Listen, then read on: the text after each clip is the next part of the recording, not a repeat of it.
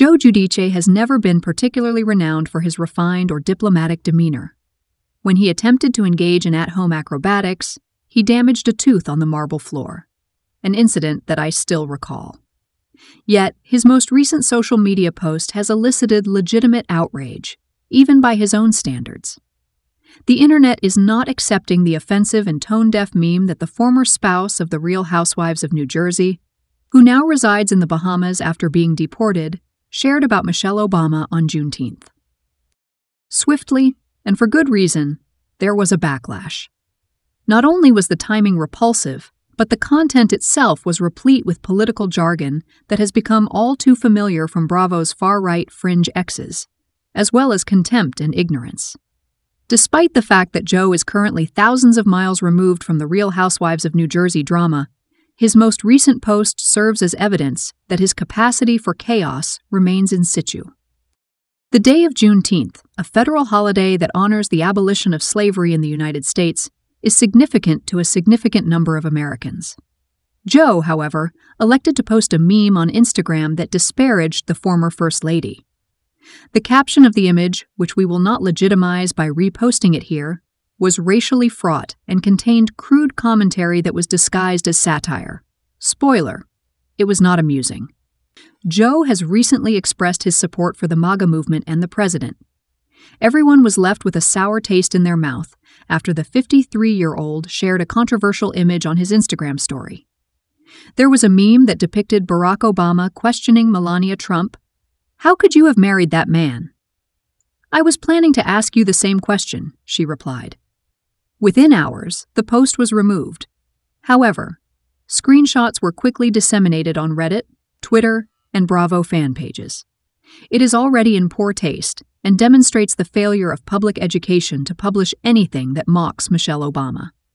But to do so on Juneteenth, a day that is intended to commemorate Black liberation and encourage reflection on the history of the United States, adds an additional layer of tone deafness that is difficult to justify. Joe may no longer be under contract with Bravo. However, this does not guarantee that Bravo fans are not monitoring and holding him accountable. It is likely that you are already aware that Joe's political opinions have become his trademark, if you have been following him since his deportation.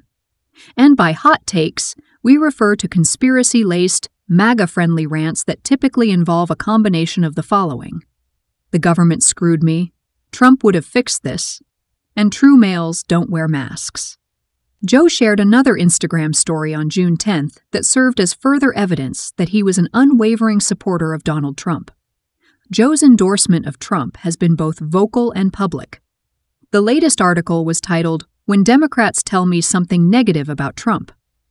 Also, he contacted Kamala Harris and California Governor Gavin Newsom, both of whom were full of liars.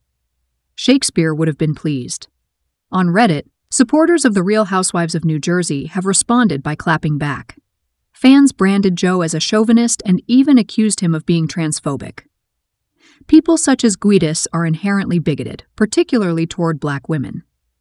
Additionally, an additional individual stated, "Joe is not merely engaging in racism, he is also incorporating transphobia into the mix. I would liken him to an avatar of bigotry." The fact that Joe would post an inflammatory message is not entirely unexpected. However, the meme featuring the former First Lady has crossed a line. It is no longer a matter of freedom of speech when one's political beliefs cross the line into bigoted ridicule. It pertains to decency, and Joe evidently overlooked the notification.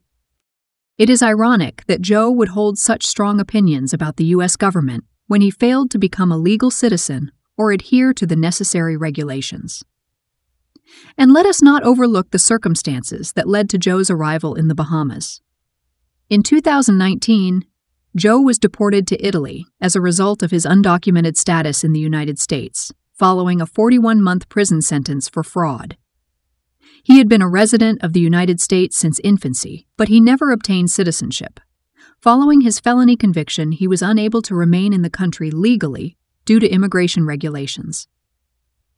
In order to be closer to his daughters, who continue to reside in New Jersey with Teresa Giudice, Joe eventually relocated to the Bahamas.